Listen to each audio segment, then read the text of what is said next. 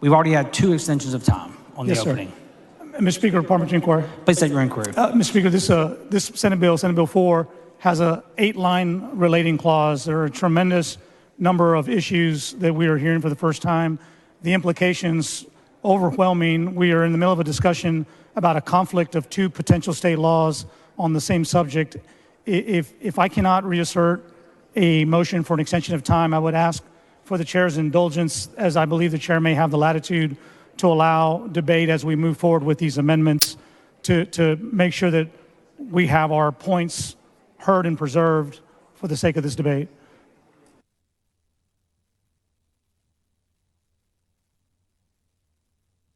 Mr. Martinez-Fisher, the next amendment will open this bill up for all the debate that I think you're interested in, sir. Thank you, Mr. Speaker. If I could just have a chair and I'll patiently wait. Thank you, Mr. Martinez-Fisher. Ms. Niave-Criado.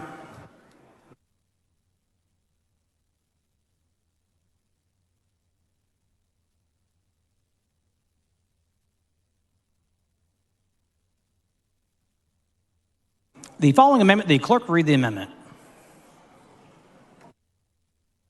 Amendment by Niave-Criado.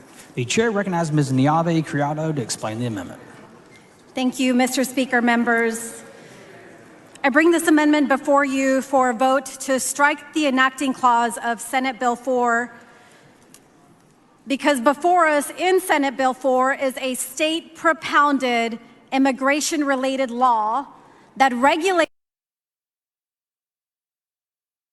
immigration and immigrants against our state's jurisdiction to do so. Senate Bill 4 is the broadest, most invasive piece of legislation to ever potentially challenge the very nature of our federal and state power. The power to enforce immigration is unquestionably, exclusively a federal power.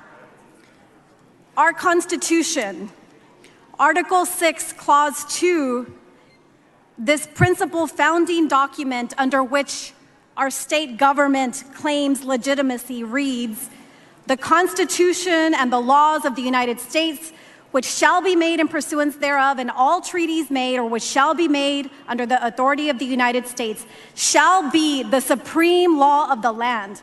And the judges in every state shall be bound thereby, anything in the Constitution or laws of any state to the contrary notwithstanding."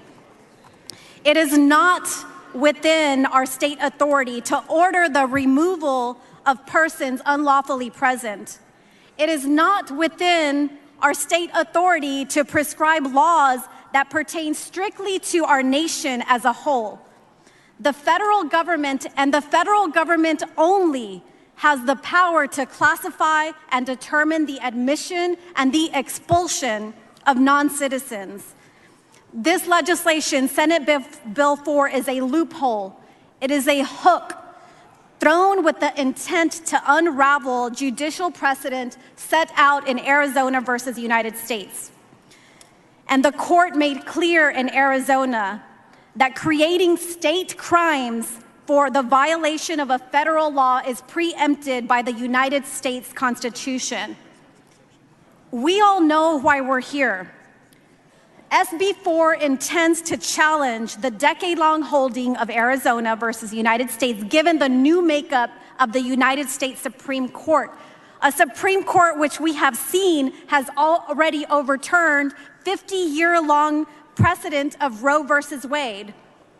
This legislation, Senate Bill 4, expects to challenge precedent to be successful in the same way, but it is only through a misinterpretation of this Constitution that this legislation aims to succeed.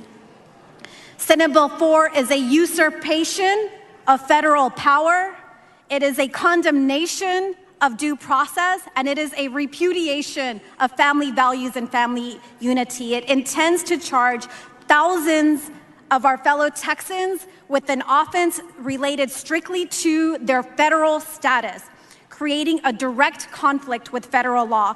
And these conflicts in the bill that are riddled all throughout Senate Bill 4 make compliance with both Senate Bill 4 and federal law impossible. quote, "No man can serve two masters, for either he will hate one and love the other, or else he will hold to the one and despise the other."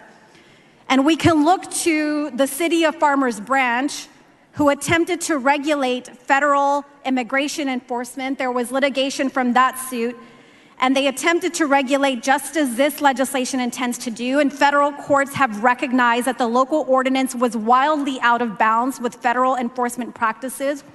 There are analogous things that we can draw from the federal case in the Farmers Branch that we see playing out right before our eyes, because there, the city argued that the ordinance was not a regulation of immigration because it employed existing federal law to determine whether an individual was unlawfully present.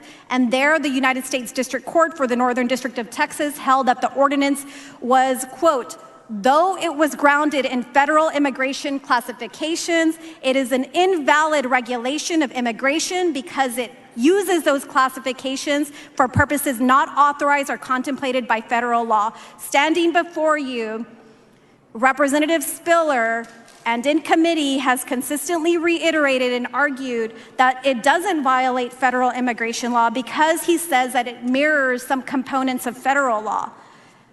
That's exactly what the city argued with Farmers Branch that a court held was invalid. And this legislation is not based on the concurrent enforcement of federal law.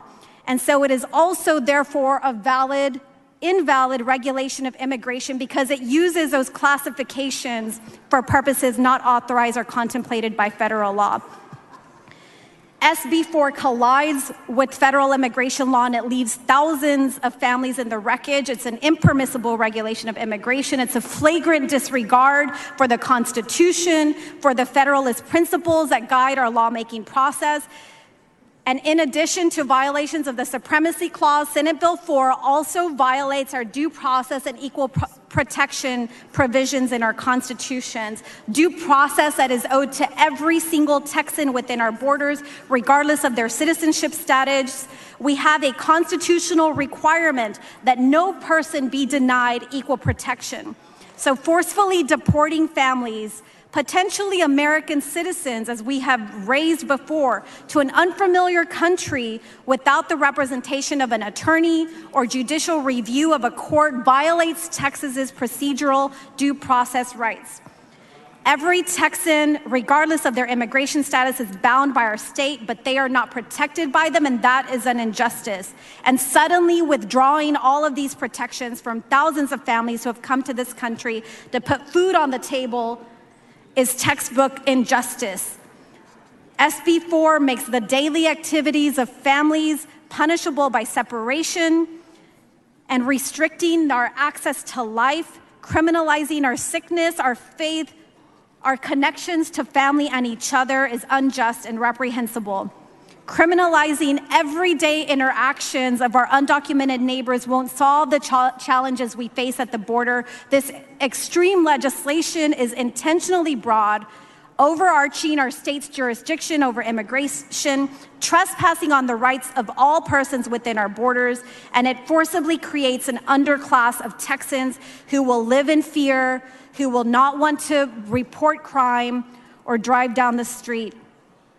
Our power as a state begins and ends with the securing the education and the health care of our communities. Separating families over a federal category is beyond our constitutional obligations as a state.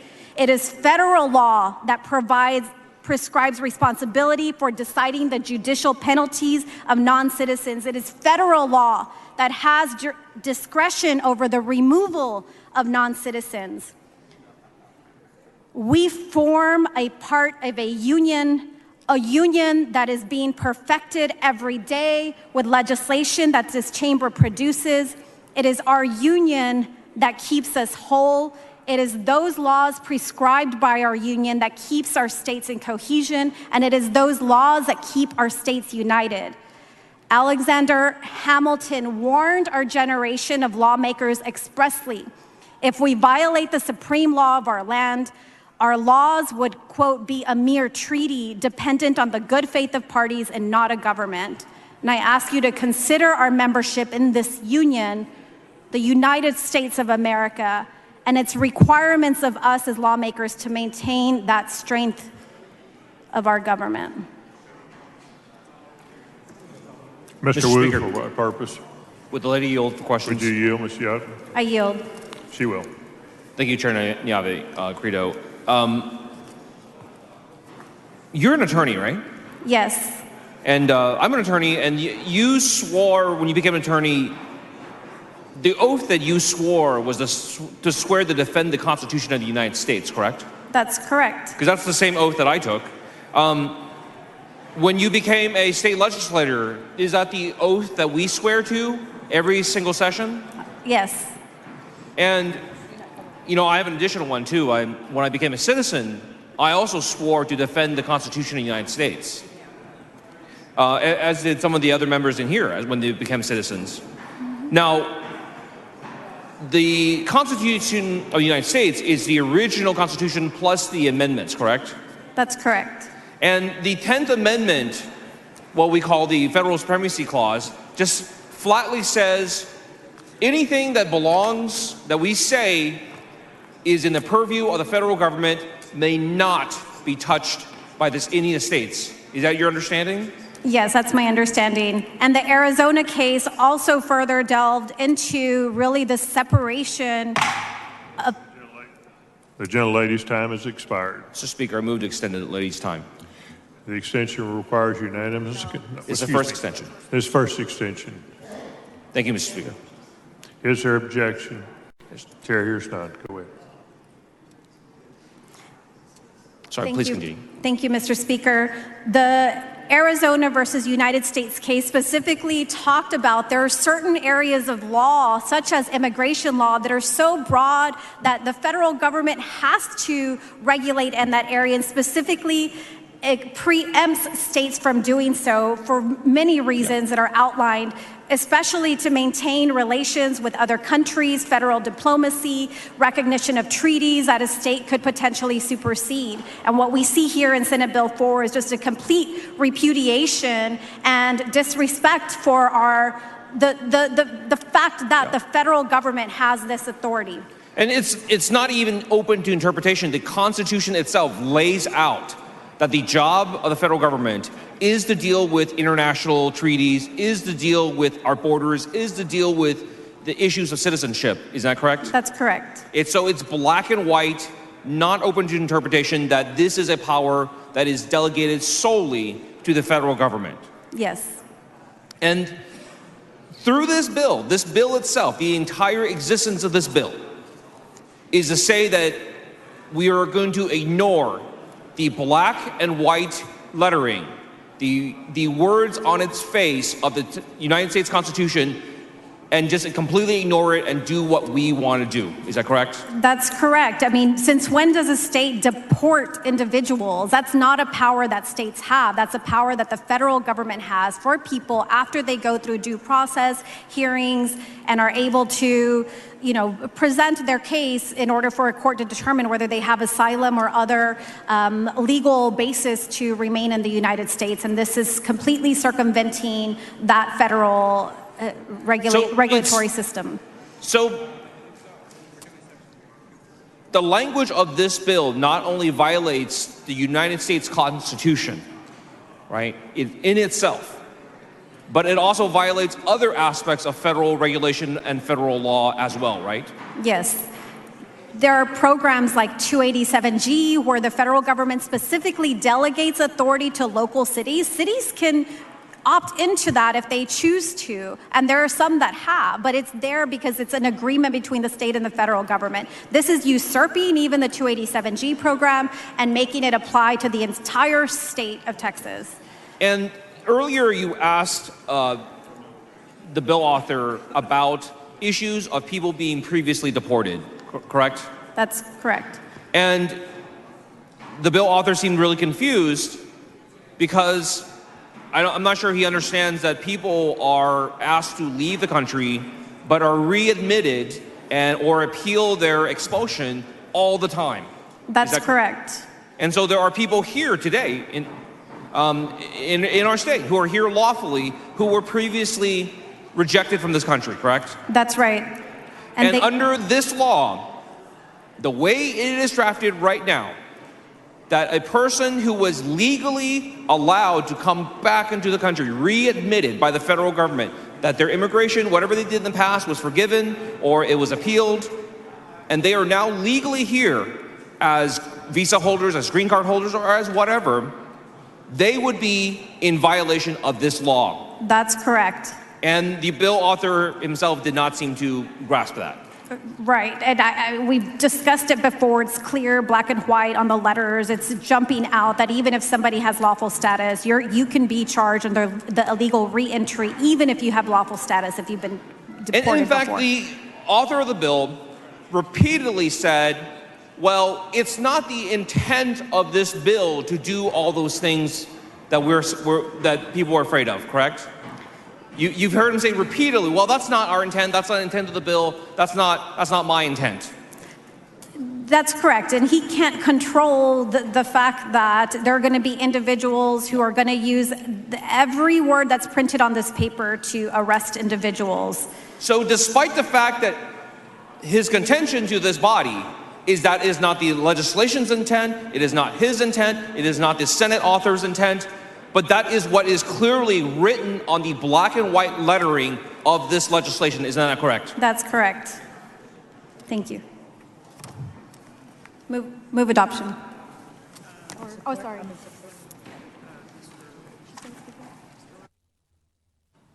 Mr. Spiller to speak against the amendment.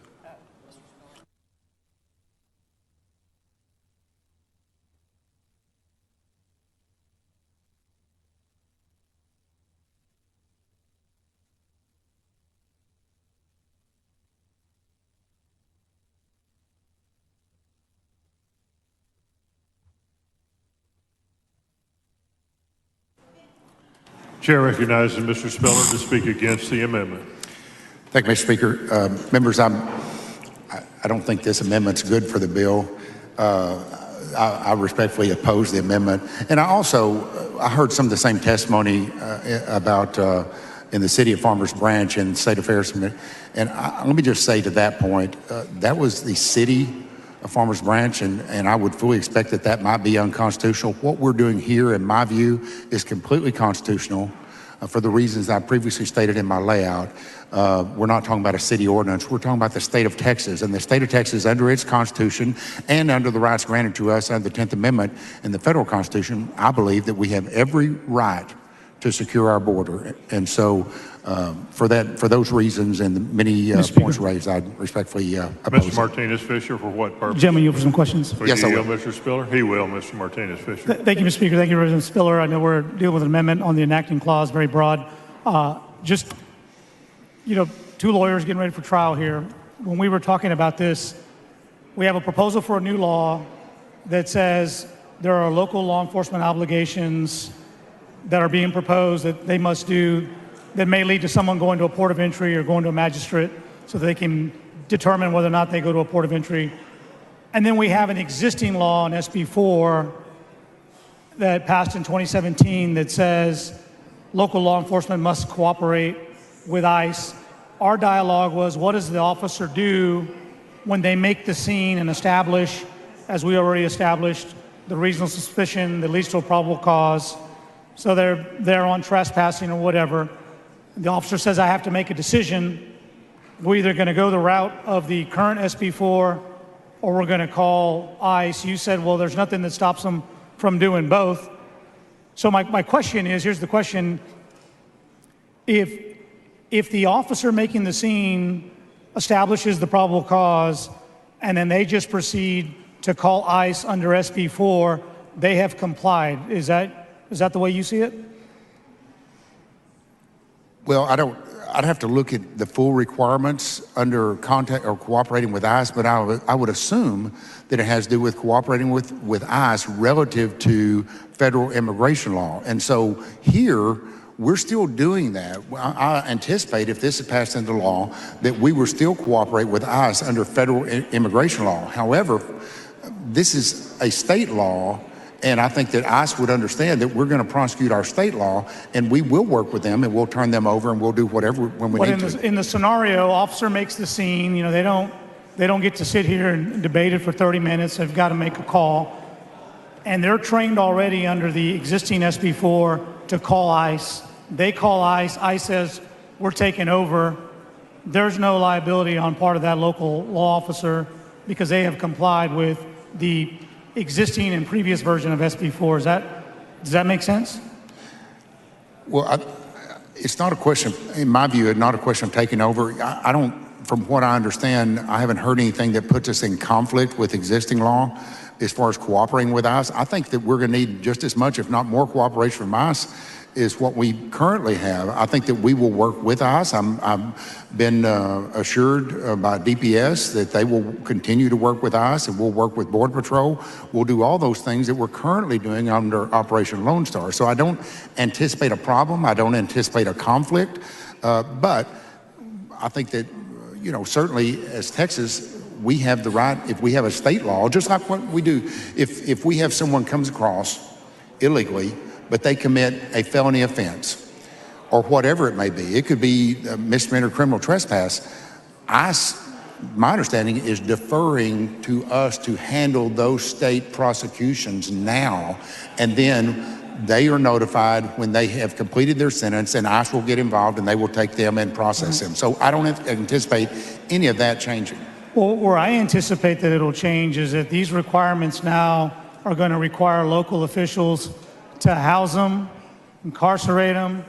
When they're done, it's going to obligate them to give them a ride to the port of entry. And so it's going to be expensive. There is no appropriation for it. So I can easily see a scenario where local law enforcement says, hey, under SB4, we're going to cooperate with ICE. Hey, ICE, we have one of yours. You take over. You house them. You transport them. You deal with the state side. And so, look, the city of San Antonio was sued under the old existing SB4 because everyone else said, like you said, they don't anticipate a problem. City of San Antonio spent $1 million defending the chief of police successfully against a, vigilante lawsuit that they are able to do under the law. So if we're not advised on the existing SB4, it enables individuals to file a lawsuit for the removal of local officials for not cooperating with ICE. This proposal tells me that if it passes, I would encourage every local law enforcement official that finds themselves with reasonable suspicion and a probable cause to just call ICE and hand them the keys to the handcuffs and say, this is yours, because we're not, without the assurance that we're going to be protected, without the assurance that we're not going to get sued. Everybody else is getting indemnified under your proposal, but they're not if they don't comply with the existing House Bill 4. So I think there's a real concern here that is not addressed, and I don't know if you disagree with me, please do. If we've just raised a good point, we need to think about a fix. Right. And I understand your concern, but I respectfully disagree. I don't think that there's a conflict. I don't think there's a cause for concern. I think that certainly we're doing those things now as far as state charges, whether they be misdemeanor charges or whether they be more serious felony charges or whatever that may be. I haven't heard of instances where we're not cooperating with ICE on those now.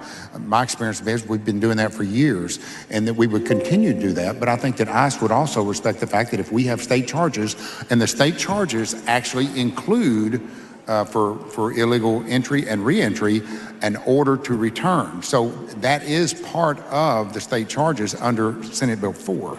So if so, I think ICE would recognize that, would adhere to that. And like I say, I understand your concern, but I don't really see it as it should be a valid concern. And we can certainly disagree on the interpretations of one current law and one proposed law, but if there is no conflict for an officer to elect to pursue an apprehension pursuant to the existing SB4 or to pursue it in combination with this current law, that's a local law enforcement call. That's a local decision made between that officer and whatever the practice and the pattern and the practice is with ICE in that community.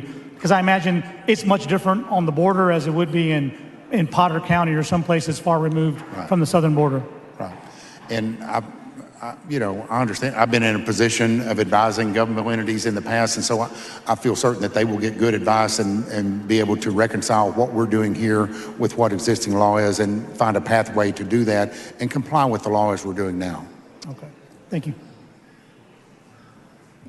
Mr. Speaker, Mr. Tallarico, for what purpose? does the gentleman yield for some questions? Mr. Spiller, would you yield? I will. He will. Thank you, Representative Spiller. This past summer, the Houston Chronicle published an article on Governor Abbott's border policies. Are you aware the Houston Chronicle reported that DPS troopers were, quote, ordered to push small children and nursing babies back into the Rio Grande?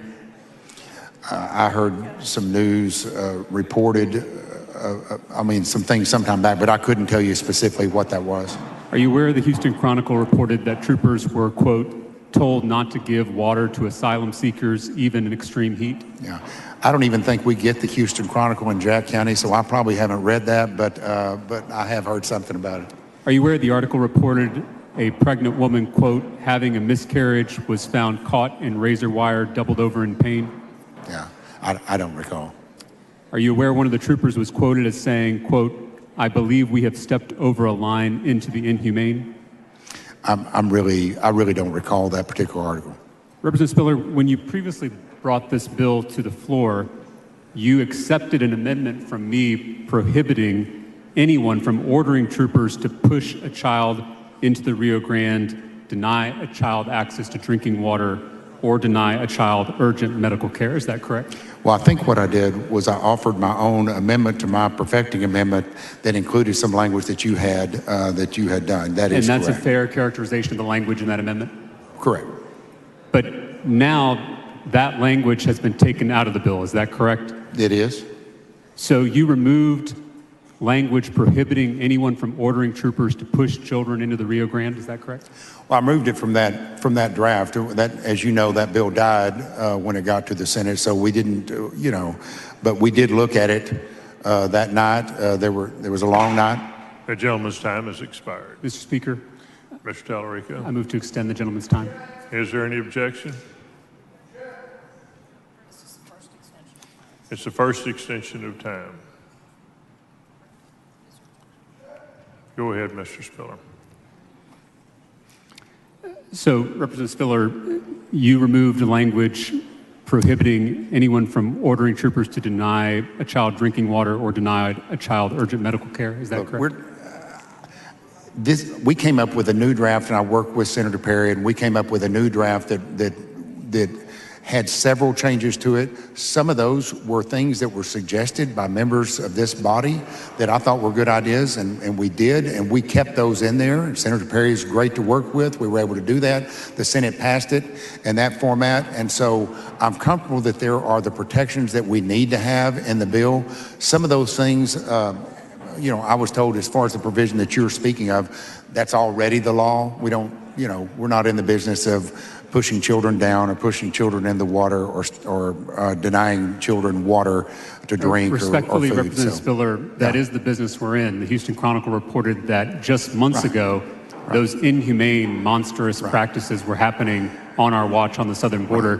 Do you not consider banning those inhumane practices one of the good ideas that should have made it into this draft? I think it's always a good idea to make sure that children are protected, but I don't draft legislation in response to with all due respect to the Houston Chronicle, with what they decide to report. Representative Spiller, it's not the Houston Chronicle. The Houston Chronicle is just reporting what our own troopers have told us. Do you not believe our troopers that these inhumane practices are happening on our border? Right. And I've been assured that that's not happening and won't happen. It's against the law already, and so it would be duplicitous to contain it in this. Assured by whom? I have visited specifically with the language that you discussed with representatives with DPS, the governor's office, the attorney general's office. We've looked at all those things. So I guess my question is, if it's not happening, what is the problem with codifying in state law that these practices that, according to our own troopers, were happening just months ago will never happen again on our watch? It's duplicitous. It's already in law. Those type of things shouldn't happen. They're against the law to happen in Texas. They don't really need to be part of this bill, in my view. Where in law does it say troopers can't be ordered to push children into the Rio Grande? There are laws that deal with with children and children in custody. Can you I don't cite me have the some of those right statute here where with me. this is prohibited? Right now? No, I could research it for you and get it to you if you need it, but I don't have it right now. Representative Spiller, this is your bill, not my bill. Right. You agreed to language when this was on the floor a few weeks ago, prohibiting any trooper from being ordered to push children into the Rio Grande. When you accepted that language, you said on the House floor, quote, "This should go without saying. We're all about protecting children." But now you've removed that language from the bill. So I guess my question is, are you saying now you're no longer all about protecting children? I think I'm still for protecting children, and that's not the purpose. We were trying to get the bill passed that night, and we did, and I appreciate your efforts and your concerns. You've been very diligent in that, and I respect that, but I don't think it needs to be in this bill.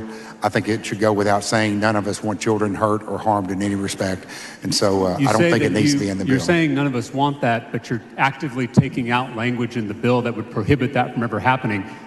Why would we remove that language if we're not trying to keep the door open to these inhumane practices continuing on our southern border? We've worked the bill together, and I worked with Senator Perry, and we've improved it and made it as strong as we can, but clear as we can. And so I believe that all those concerns have been addressed, and I've been reassured that those provisions are already against the law in Texas and would be improper. And if the things that happened that you are relaying that were reported by the Houston Chronicle, if that happened, that was wrong, and they shouldn't have happened, but that's not part of this bill.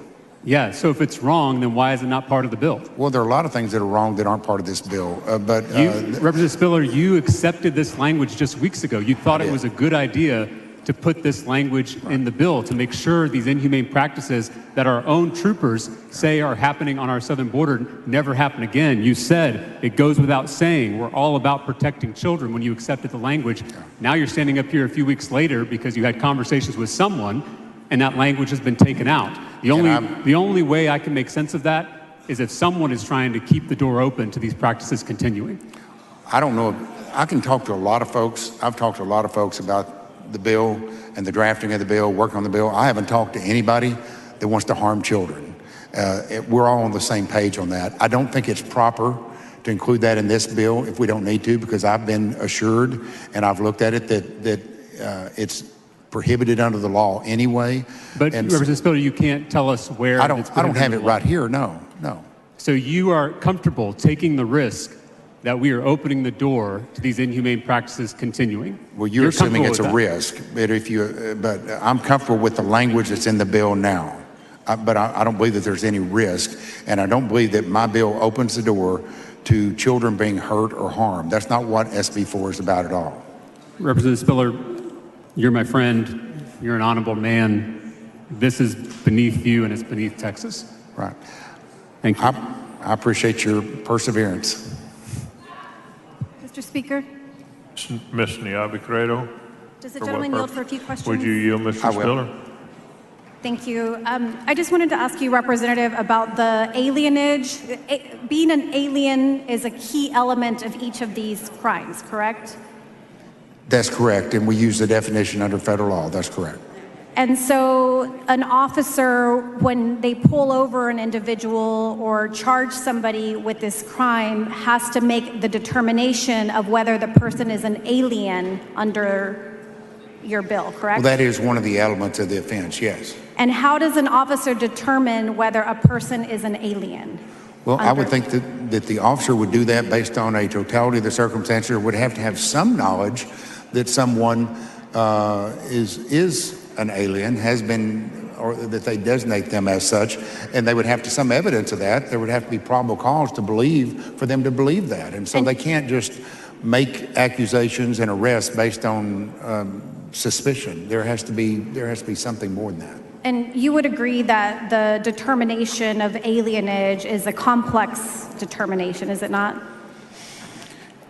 Not necessarily. I mean, either you're under the definition, and I can pull it right now. I didn't bring it up here for this discussion, but we can look at that. But when you look at the definition of being someone that is not a citizen, or someone that is not a national, as those terms are defined, I don't think it's that complex. But an officer, as they're making the stop immediately and has to determine whether that person is an alien or not, it's not going to be easy for him to determine whether they are an alien or not, correct? Again, I want to be clear here. I don't want to mislead, is that we're not charging people with being aliens. We're charging people with illegal entry. Right. And all the other, I mean, yes, you would have to fall in that category, but you would have to have all these other elements of the offense met. Right, and assuming all those other elements of the offense are met, I'm just talking about the element of the alienage, that you have to be an alien. Right. So in addition to the officer, also this new bill has a magistrate also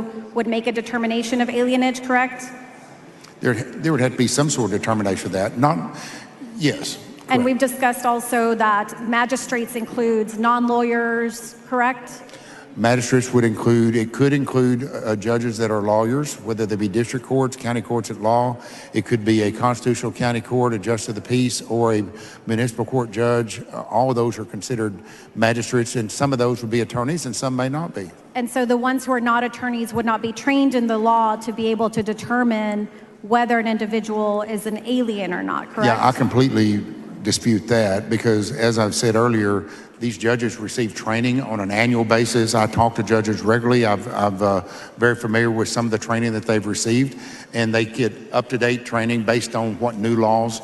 And so certainly I would think as part of that training that each and every judge that has to complete this mandatory training, that there would be some data on this law were to pass. But you know that even courts take months sometimes to determine whether a person is in fact has lawful status or not, correct? It's not something that can quickly be decided. It's a complex determination is my point, right? I don't know that it has to be that complex. I don't know why it would take months. It may take months and years to get to court. That's a whole different story, but as far as the immigration court is concerned. But I don't think it's that complex to determine if someone is an alien or they're not. But you recall that immigration attorneys, many of them who came to testify, who reiterated over and over about the complexity of even determining whether somebody is an alien, right? I heard some of that. Thank you. Ms. Mr. Flores, Speaker, for what purpose? will the gentleman yield for a Would you yield, question? Mr. Spilker? I will. So just to clarify for me, because I'm afraid I'm not following this, but my understanding is you're saying that there should be a reasonable suspicion or probable cause in order for there to be an The arrest? gentleman's time has expired. You won't extend one last time? Quick question. It's a second extension of time. It would require unanimous consent. Is there any objection? Time's extended. Quick question, because you're saying there's elements for determining the probable cause for an officer who sees somebody, short of seeing somebody enter in from not a port of entry, legal port of entry.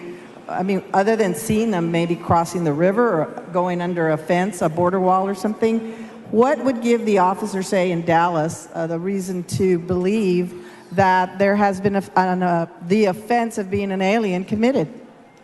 Right, and we covered a bunch of this a couple weeks ago, but I think the officer would look to a totality of the circumstances, not just, I don't think, the bill's certainly not written that someone has to actually see someone cross a river. It doesn't say that, but then none of our criminal laws require the officer to actually, that I know of, in the entire penal code, health and safety code, and other provisions, require an officer to actually see something occur in order to be able to charge someone with it. And we have all of our laws that I know of provide for that, and there's some that officers, when you know what you call a plain view, if it occurs within their sighting, they can see it, they can charge based on that. But the vast majority, I would say, are not. And I gave the example a couple weeks ago of if someone is charged with burglary of a building, for example, and said the odds are that, you know, most of those cases, the officer's not watching them break into a building and therefore arrest them on the spot. That's put together by investigation, and they look at a totality of the circumstances, and I found that they actually charge people with burglary of a building at times, and I find that people are actually convicted of that and found guilty beyond a reasonable doubt. So clearly, it doesn't require an officer to actually see someone cross a river to determine that someone crossed a river. There are other ways to determine that, and officers are trained to investigate and look at all aspects of it. So if somebody's been in Dallas for 10 years, but they possibly illegally entered the country, how is an officer going to determine that exactly just by looking at somebody? Or, I mean, what line of questioning are they going to have? Or am I going to have to be carrying my, not that I entered illegally, but would I, if I were stopped, have to carry my papers with me, my passport at all times to say that I am a citizen of the United States and should not be detained, that I did not enter illegally? Right. And I've already addressed the issue about carrying papers. This doesn't require that at all. You bring up a valid point. The thing is, as I've said before, I think that probably 95% or so at least of the enforcement of this will happen. Not that it's limited to that, because it's not. And it's a statewide bill. It applies everywhere.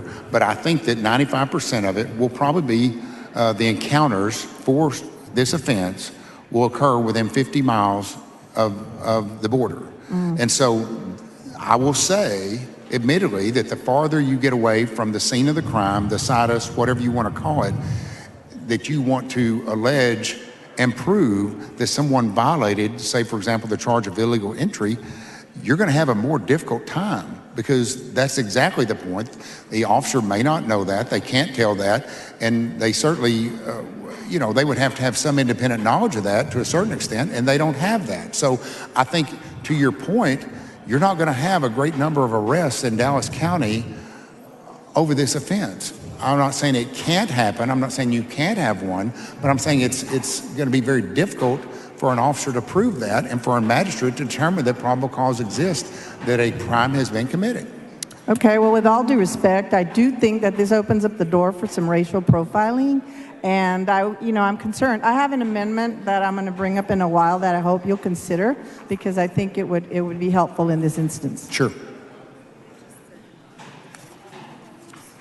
Is there anyone that wants to speak on, for, or against the amendment? Chair recognizes Ms. Garcia to speak for the amendment. Thank you, Mr. Speaker, colleagues.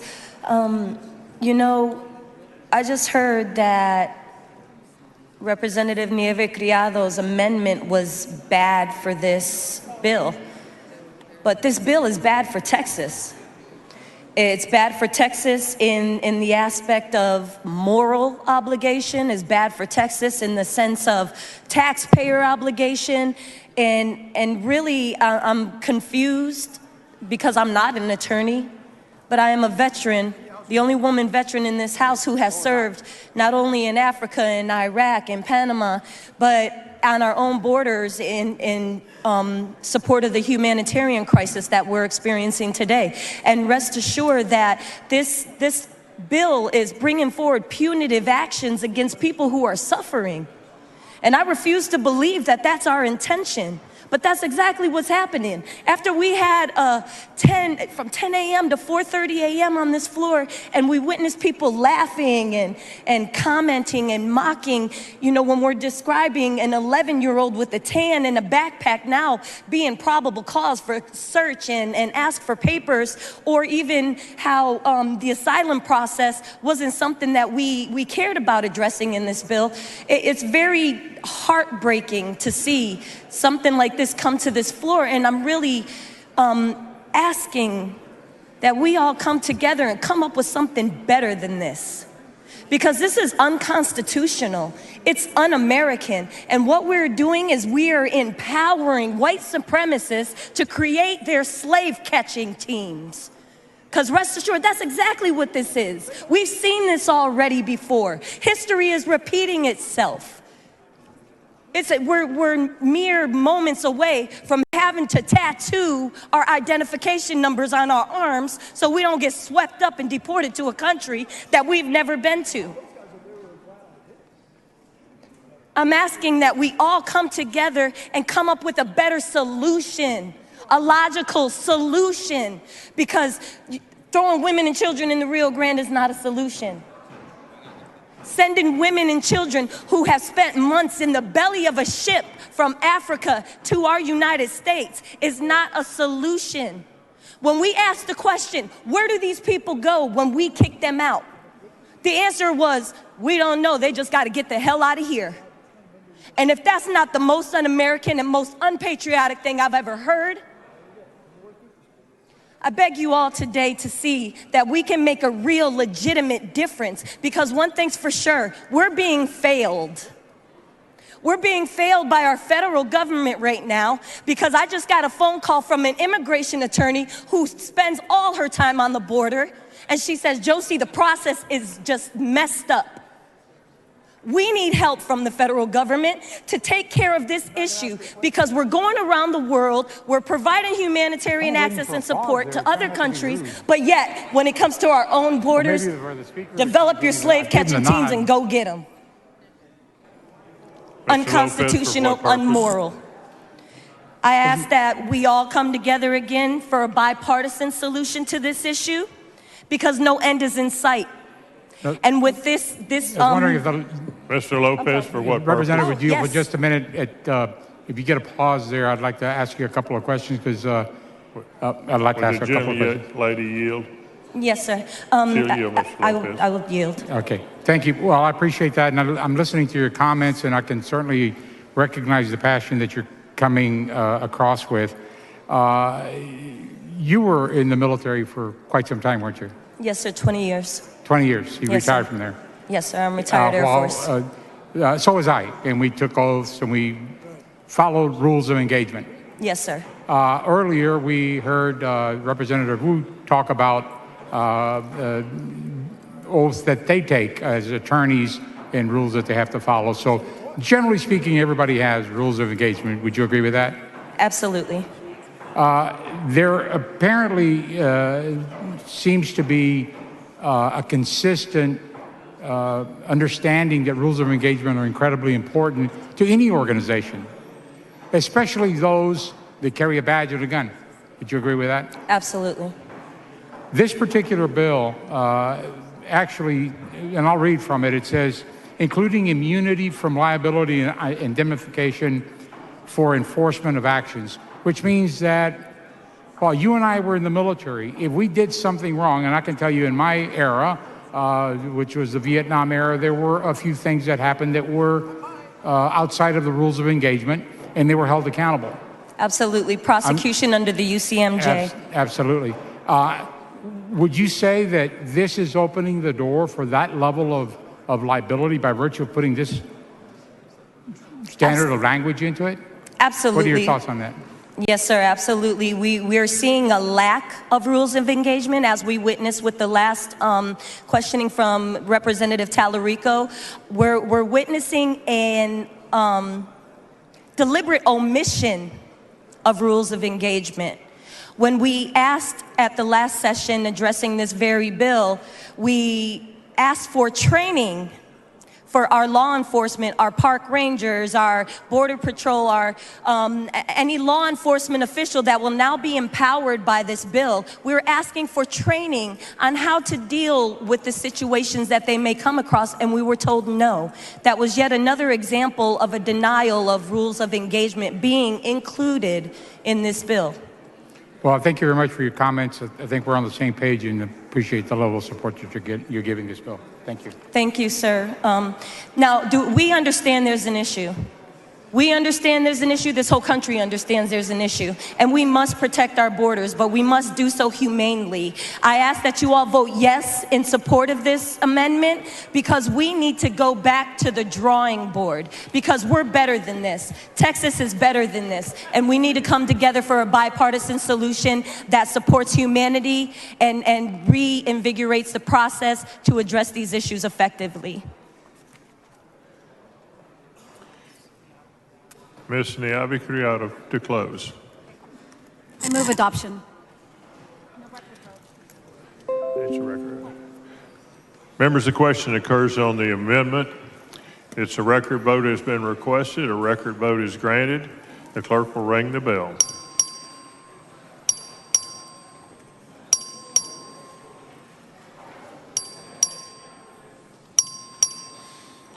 Have all members voted? There being 60 ayes, 82 nays, the amendment fails to adopt.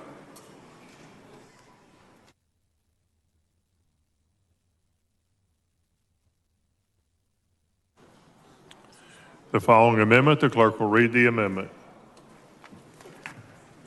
Amendment by Moody. Chair recognizes Mr. Moody.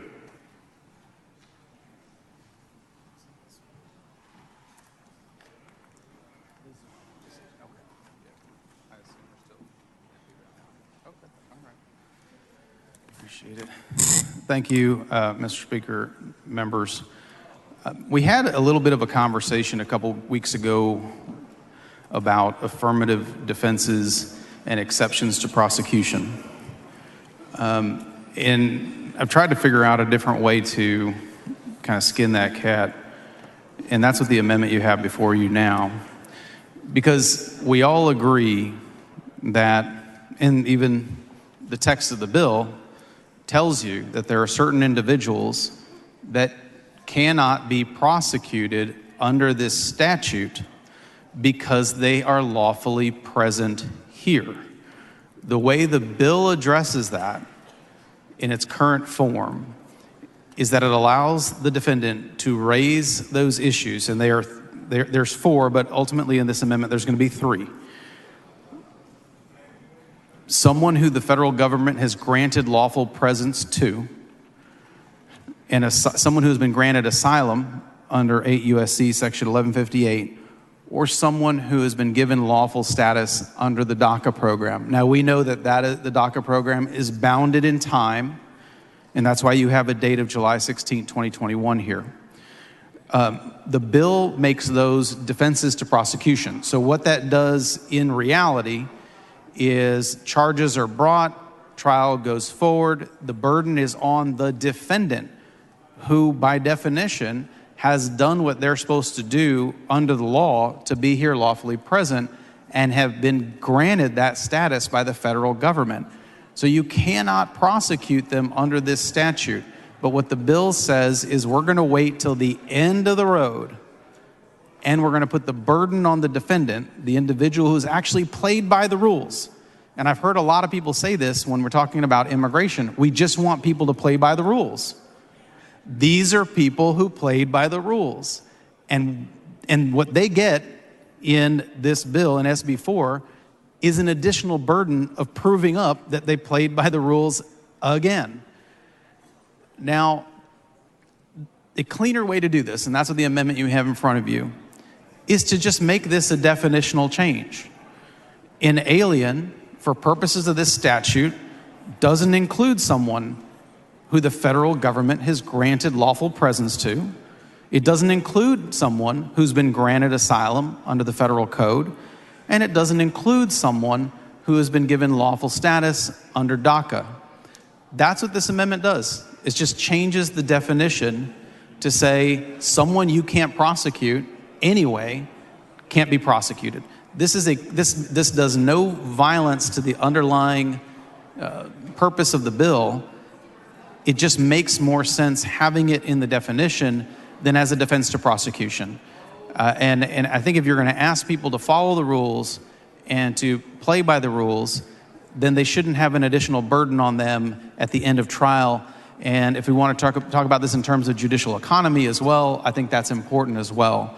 These individuals just should be excluded at the outset. You're not putting a burden on the prosecution, not putting a burden on the defense. You're just saying, definitionally, we can't prosecute them because guess what? We can't. So let's just say what we can and can't do. And that's it. That's all this does. It takes language from another portion of the bill and adds it to the definition of what an alien is not. Ms. Gomez, for what purpose? Thank you, Mr. Speaker. Would the gentleman yield for Would some you questions? yield, Mr. Moody? Yes, sir. He'll yield. Go ahead. Thank you, Mr. Speaker. Thank you, Chairman. And I want to start off by saying I can truly appreciate from a legal standpoint your clarifying amendment here. We've heard an awful lot of discussion here from members and the bill author that that I believe what they're stating is the intent of the legislature here is not to supersede or interfere with federal law. Is that correct? That's what I've heard. And that's what I've heard as well. And I just want to clarify that right now, the way the bill is written, would it not in fact supersede the burden and the requirements of an immigrant, so to speak, who is facing an immigration issue in the federal courts? Yeah, I mean, what you've done is you've taken someone who has gone through the process in these three very discrete ways. And these are not three things that I made up out of whole cloth. These three categories are already in the bill. They are in the bill stating that people don't get prosecuted if they fall into one of these three categories.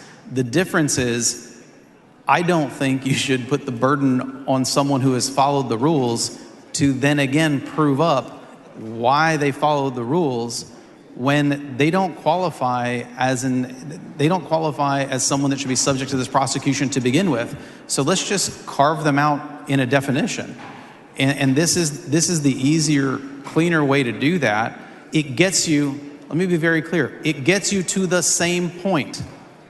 It gets those people who shouldn't be prosecuted out of the system. The only difference is it gets them out on the front end, puts no further burden on the state, and puts no further burden on the defendant, the person who has followed the rules. So this amendment isn't attempting to weaken or lessen our border security by any means. Is that correct? It doesn't change any of the provisions related to the offense, the state-related offenses. It doesn't change any of the, I may have amendments on that later, but this one does not change anything in relation to how those would be applied. It doesn't change the magistration process that we've talked about, doesn't change anything across the board. It just says, if you are legally lawfully present by virtue of these three categories, which we're already assuming in the bill as it came to the floor, we're not going to prosecute these people. It just puts it at the front end in a definition, which just judicially makes more sense and does no violence to the underlying purpose of the bill. Now, don't get me wrong. I do not think this bill is good public policy.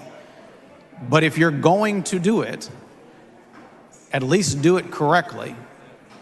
And again, I would have to agree with you from the standpoint of judicial economy and judicial efficiency.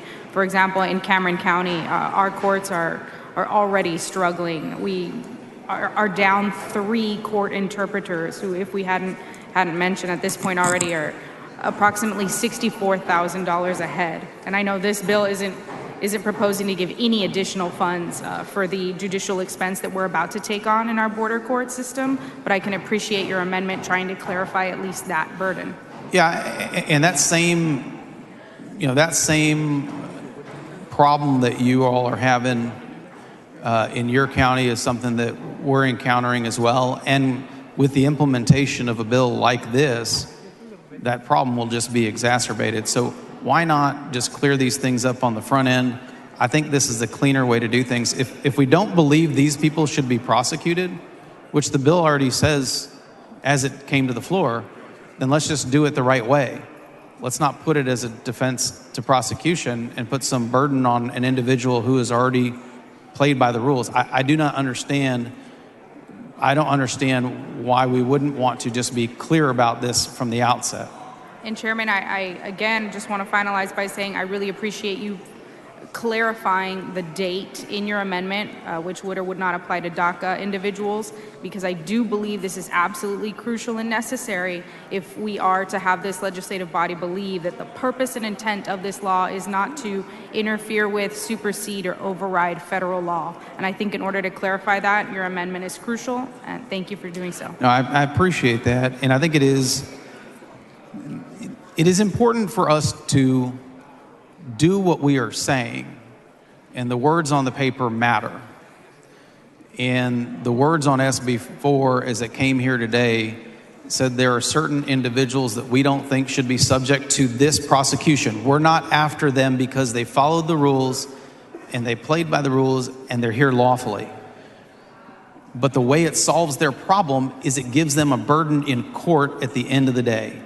And that is not the is not the efficient way to do things. I would argue that it's probably would lead to legal challenges by placing that excessive burden on someone at the end of their trial when they're here lawfully. They've gone through the federal system in these three ways, but then all of a sudden they now have to re-up and reprove these things. I think this amendment would do, at least to this portion of the bill, would clarify some of the conflict in laws that exist. But I mean, if we don't... For what purpose?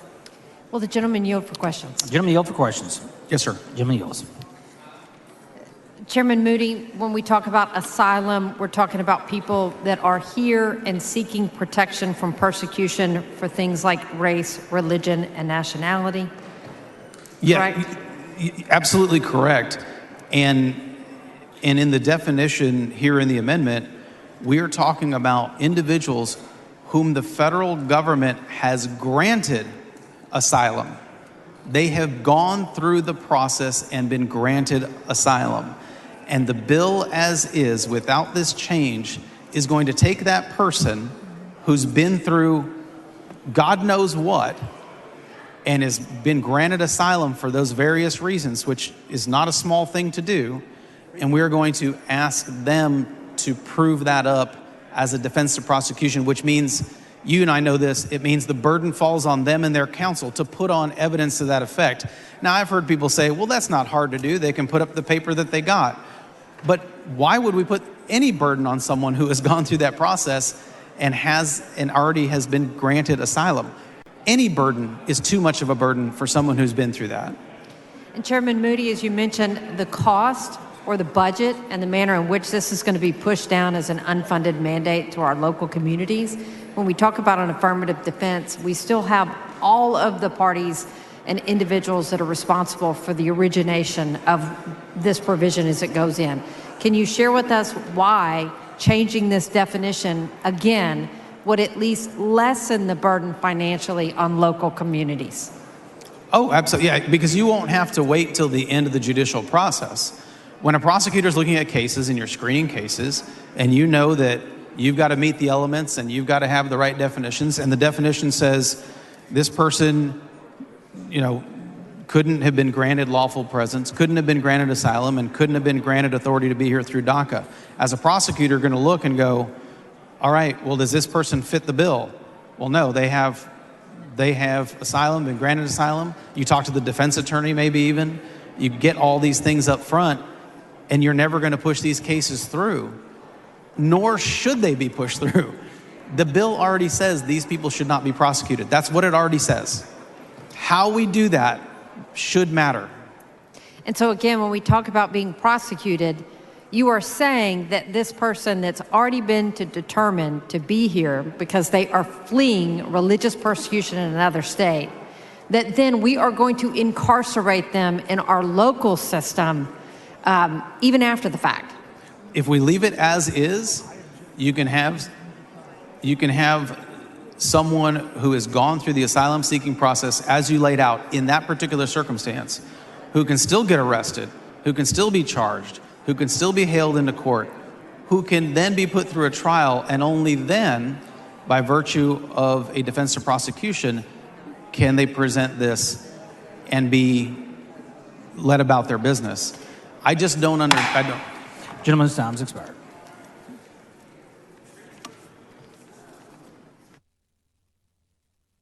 The chair recognizes Mr. Spiller in opposition to the amendment.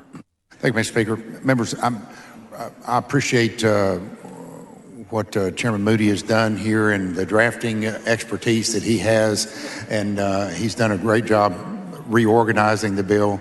But I do want to say this. This bill has been highly negotiated with a lot of parties and with the Senate and with others, and we've had a period of time to do it when the third session, this session, and I don't think we need to restructure the bill. I think the bill is good in this respect as it is. I don't fault Chairman Moody for the job that he's done in restructuring it, but I think we're good here, and I really don't. I don't think it's necessary to do so. I would oppose it. Ms. Weiner, for what purpose? Will the gentleman yield for The gentleman yield for questions? questions. I will. Gentleman yields. Thank you so much, Representative Spiller. I know Representative Moody was discussing a lot the impact of this bill on the illegal entry provision, but I also wanted to talk to you about its potential impact on the illegal reentry provisions of the bill. So there is not an affirmative defense available under the illegal reentry provisions, correct? Correct. So as I'm reading this section, theoretically, the illegal reentry provisions could affect somebody who previously was denied admission or removed from the country, but now does have the ability to legally be in the country. Is that correct?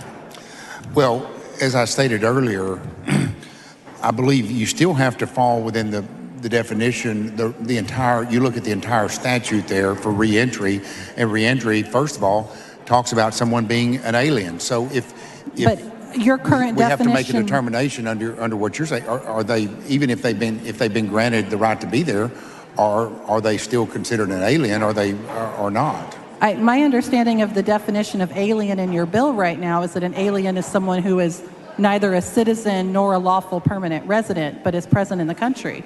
That's what I don't know that that's the Moody's exact trying to definition, correct. but it's referenced in the bill under, I think, 8 USC 1109. I'll have to look.